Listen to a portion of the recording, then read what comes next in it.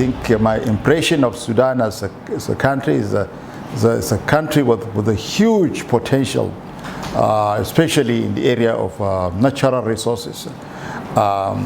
Agriculture in particular has a lot of potential in this country. I think the potential is yet to be exploited to the maximum. So that tells on the relevance of FAO as an organization in this country. It's a very interesting issue. The Sustainable Development Goals, as you know, there are 17 goals in total, and we have about 169 targets. We have 247 indicators. These are goals that the member countries of the organization, they've agreed to attain these goals by the year 2030, about just 10 years away from the deadline. And I think FAO's work is related to 14 out of these 17 goals, 14 goals directly or indirectly related to FAO's mandate. So FAO is a very big stakeholder in advocating for the achievement of this, for the attainment of these goals in the member countries. FAO has been designated as the the custodian of about 21 indicators, and also the contributing agency to 5 additional indicators. This gives us control over nearly 10% of the global framework of indicators. So we are a major player in advocating for the attainment of these goals. In Sudan here, I think I see a lot of prioritization that needs to be done in which goals to focus. For us in FAO, we see the attainment of zero hunger, which is goal number 1, and the attainment of poverty eradication, which is goal number 2.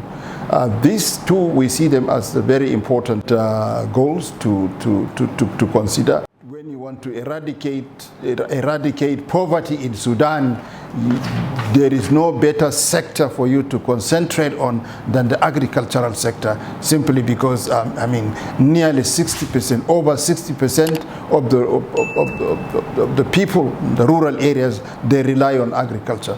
Over 60% as a source of food, as a source of income, as a source of employment, as a source of livelihood. So majority of them, they rely solely on agriculture.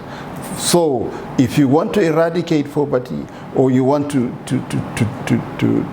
attain zero hunger in Sudan here, the first 2 goals that you need to look at are the goals number 1 and 2, which is poverty eradication and zero hunger.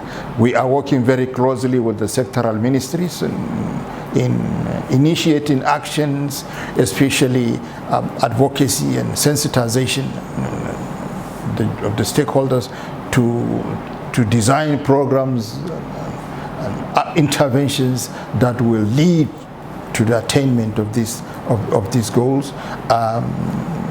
We have been carrying out training programs to the farmers, especially small-scale farmers, capacity development for better utilization of land, maximizing production, while at the same time safeguarding the environment and the natural resources. So I think we are on the right track, but we still have a long way to go in ensuring that these commitments of member countries are attained by the year 2030. The cost of zero hunger, the cost of attaining zero hunger in Sudan alone runs into millions of US dollars. You know, it's quite a huge task. It's financially a very heavy financial implication for the country, but we are confident that with the support of partners, with the commitment of the government, we will get somewhere before the deadline of 2030. The World Food Day is celebrated on the 16th of October every year. The FAO as an organization was created on the 16th of October 1945. So we are now about 75 years old as a specialized technical agency of the United Nations. Our vision is a world without hunger. So we commemorate this day together with the member countries every year on the 16th October of every year globally. And in Sudan, we are in a very strong partnership with the government and other stakeholders, civil society organizations. We kind of have a day dedicated to sensitization, awareness creation, and mobilization of efforts, re-strategizing on how we can make the country self-sufficient in food. This year, we are also working very closely with the Ministry of Agriculture. The Honorable Minister has set up a committee that is working with us to make sure that the event it's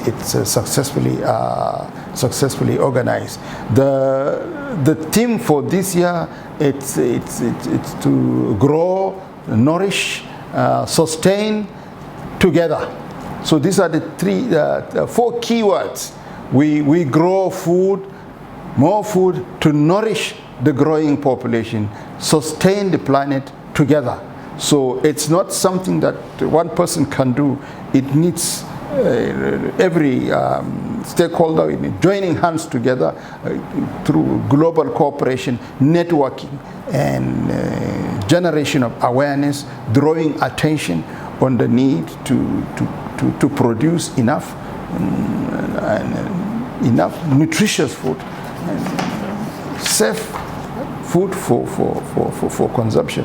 I think the theme it's very relevant, and we are very hopeful that by the end of the day we will have a number of the stakeholders fully informed on the need to work together to make sure that this issue of food security in particular, it's given sufficient attention in this country. I think COVID-19 has taken the global community by surprise. It came unexpected. Nobody was prepared for it.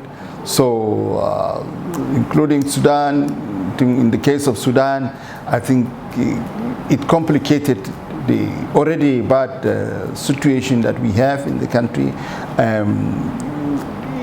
It created, restrictions and affected almost every sector of the economy because the area of agriculture, people can no longer have access to basic agricultural inputs. The produce from the farms cannot be moved to the markets, and as a result, they get rotten. People were not prepared with storage facilities, so many of our farmers suffered adversely because of this outbreak. Abattoirs were closed, livestock movements were restricted, basic deliveries cannot be given to farmers. So it was a very complicated issue for Sudan, unfortunately. But we are now working very closely on coming up with support for the people who have been adversely affected to kind of mitigate the impact of the COVID-19 through programs of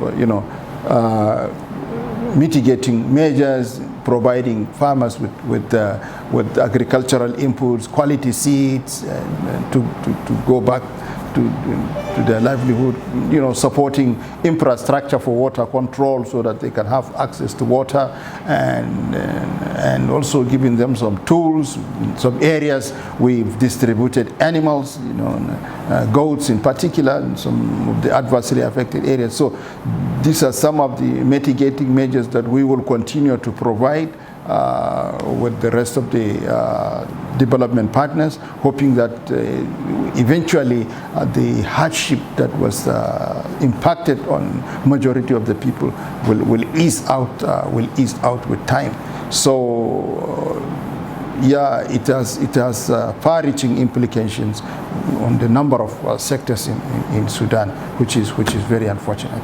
The food system definitely adversely affected. So again, COVID-19 again came this unprecedented floods, which is taken also everybody by surprise, unprepared.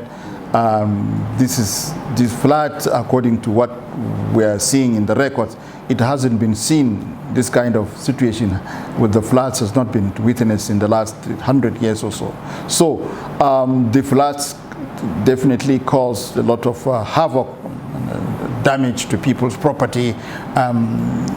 Many people were rendered homeless. Many people lost their lives. According to the records, we have got over 100 people died as a result of the floods. We have got 2.2 million people rendered, in a state of serious food shortage. We have got 1.1 million metric tons of grains being lost in planted areas, mainly sorghum, and sorghum is a stable food here, and a number of livestock, 108,000 heads of livestock were lost. So you can see the floods really dilapidated the already aging infrastructure, water control, the rural areas. I personally visited the worst affected areas, especially in Damazin and Sinar, and spoken to the farmers, and the situation is really very dire. It has rendered, it has already deteriorated the already bad situation with respect to food security. As FAO, we have carried out a comprehensive assessment of the needs. The extent of the damage has been established, and we can take categorically that the people are in real need of support to go back to their livelihood systems. Many of them, they need immediate cash to buy food, and they also need other inputs like agricultural inputs, seeds, tools, and so on, to go back to go back and prepare for the coming seasons, farming seasons, after the receding of the water. And we are working very closely. So far, we have managed to provide assistance to 920,000 people, and we will continue to advocate for more resources to be donated to help. By our estimation, total about $70 million is required to take care of, to comprehensively address the damage caused by the floods. We have visited where people have lost their farmlands, crops have been washed away, plantations like banana plantation, mango trees have been destroyed. So we really need to support the farmers to go back to their to normalcy, and we are urging the international community, the development partners, to help in restoring the livelihoods of these poor farmers in the rural areas of Sudan. Partnership, it's a very important approach adopted by FAO in mobilizing support, in networking, and in delivering of our services. First and foremost, we work very closely with the government sectoral ministries, especially Ministry of Agriculture, Ministry of Livestock Services, Ministry of Social Welfare, the agencies that deal with issues related to environment. These are our #1 interlocutors within the government. Outside of that, we have the development partners and donor communities within the country that we interact with, that we brief on a regular basis to draw their attention to specific critical needs of the sector. We've also in partnership with academia, for example, universities and agriculture research institutions. We have working agreement with them. We've signed working agreement with them where we think working together will add value and will kind of bring a multiplier effect in our interventions. So the civil society organizations, the NGOs, we are in partnership with many of these big NGOs in faraway states where we deliver directly to the farmers through our partners, we call them our implementing partners in the rural areas. So partnership, it's a very important, critical part of our work, and through partnership we have a comparative advantage in so many areas. So through this kind of partnership we strengthen and reinforce our interventions through networking with a number of partners. The partnership with the universities, for example, in Sudan, it's very critical. We are custodian of knowledge in many aspects of best practices of agriculture. So we share these experiences and try to exchange views on how best we can bring experts from other countries to Sudan to help. In this respect, for example, we formulated a program of South-South cooperation between China and Sudan. Yes, where we bring experts and technicians from China to come to Sudan and help in capacity development, especially in areas such as the livestock sector, to strengthen the capacity of the veterinary laboratories to produce vaccines that can be used to control some of these transboundary diseases that are prevalent in the country, and to bring in equipment to strengthen the capacity of the lab in areas of diagnosis, in areas of surveillance and detection and treatment of transboundary animal diseases. So yeah, we have so far succeeded in very strong partnership with many institutions and organizations, private sector farmers, parliamentarians also. We do have a program of exchange of parliamentarians where we take them out of this country and link them with other parliamentarians across the globe. They exchange views on how to promote, food security, how to promote trade, how to linking farmers with markets, how to mobilize more resources for the agricultural sector and so on. So all these are things that we easily address through a partnership with a number of institutions in Sudan and beyond. Jazeera project, the Jazeera scheme, now we are in active discussion with the Jazeera to participate in the revitalization of the Jazeera scheme. This is a very important, very critical scheme for the country. It's been a symbol of Sudan, and over the years it has suffered a number of challenges. So we are happy to work with the government now, seeing how best we can contribute towards the revitalization of the Jazeera scheme. If we can restore Jazeera to its full capacity to operate fully, Sudan will have no business importing food, especially wheat. Especially wheat, that we now spend a lot of foreign currency importing wheat for making bread and so on. That scheme alone can produce enough, can produce more than our requirement. So we are very conscious of that, and we are working very closely with relevant ministries.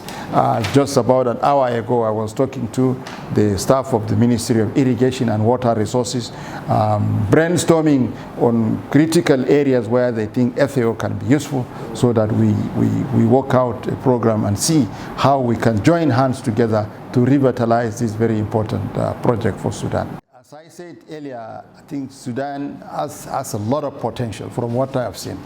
I've visited every state in Sudan, most of the, except one or two. I think most of the states I've visited personally and seen the field and interacted with the farmers.